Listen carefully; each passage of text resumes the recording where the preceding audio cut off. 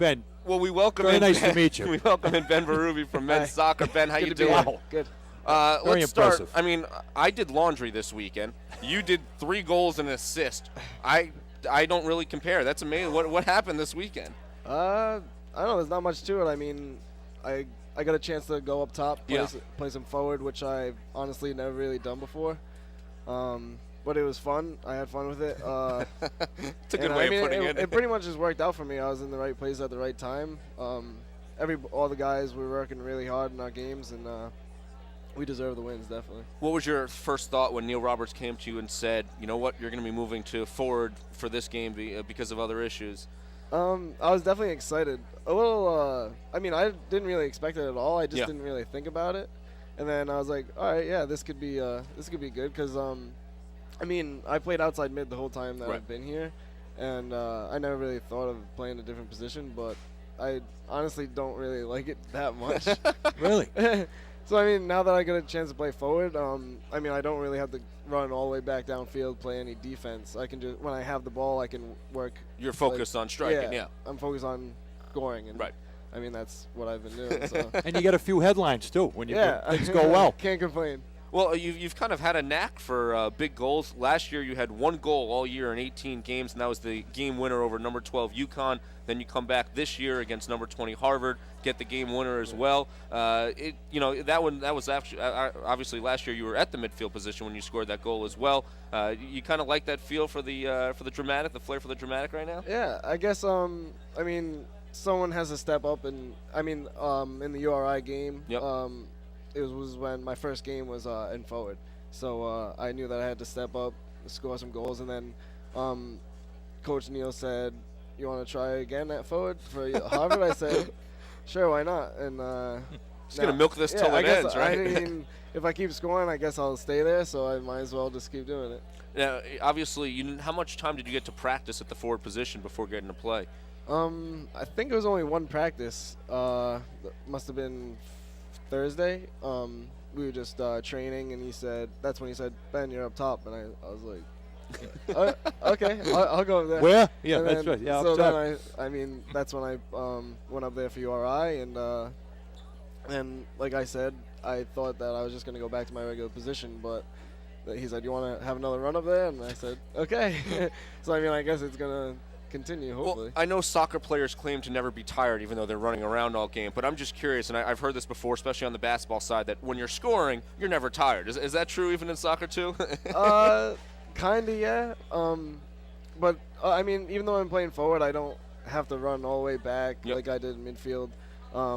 But, I mean, if we keep the ball and we have the ball most of the time, I'm doing a lot of running up there, just chasing down balls. I definitely get tired, but like you said, when I do score, it's you feel good. Everything's you feel fine good. again. You're not really focused on being tired.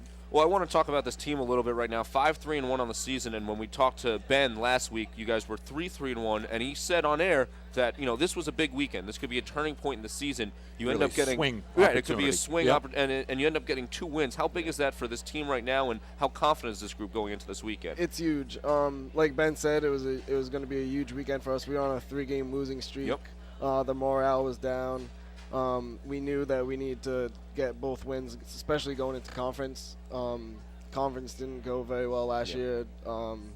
So with losing 3 games, our morale is definitely down. After getting these 2 wins, it's right back up there where it was at the beginning of the season, and that's exactly what we needed, especially going into conference. Now, I know coaches sometimes when things are going, in a little bit of a slump, they like to change things up and just see, how people react. Do you think this was also one of those changes where everyone else was kind of like, all right, well, now we know that if, coach is making changes, we all have to pick up our game as well? Yeah, that's true. Everybody definitely knew that they had to step up.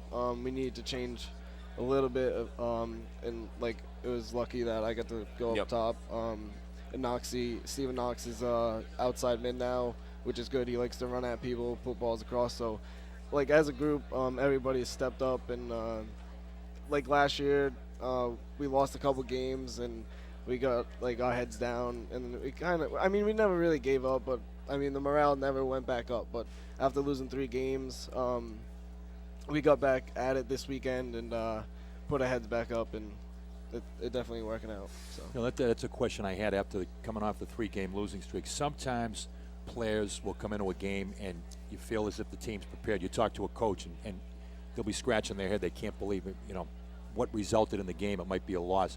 Could you feel things in terms of the focus coming in last week that things were going to turn around? Is that something you kind of felt in the gut a little bit? Yeah, I definitely did feel it. You're right. Like at the beginning of the game, you don't really know.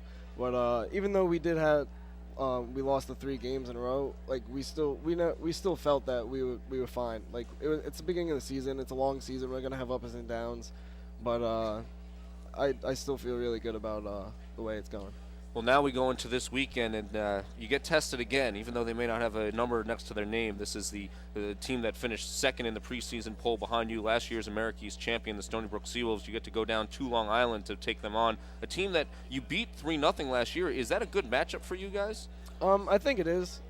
They like to play. They unlike most of the teams in the conference, they don't just pack it in, play all defense. They like to move the ball around, which I think is which is like what we like to do. So I think it's going to be a really good game, and I think we should definitely win it. Do you think they'll change that mentality, or is that kind of that's their identity of their team as well? I think that's their identity. They have good midfield, really good midfield. They're kind of tricky. They like to pass the ball around. So.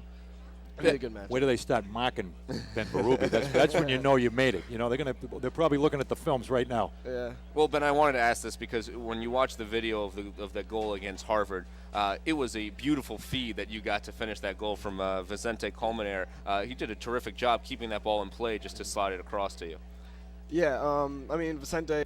It's actually on the video right now. Yeah. Let's go to the tape. Let's go to the video. Yeah. Yeah. He's a freshman.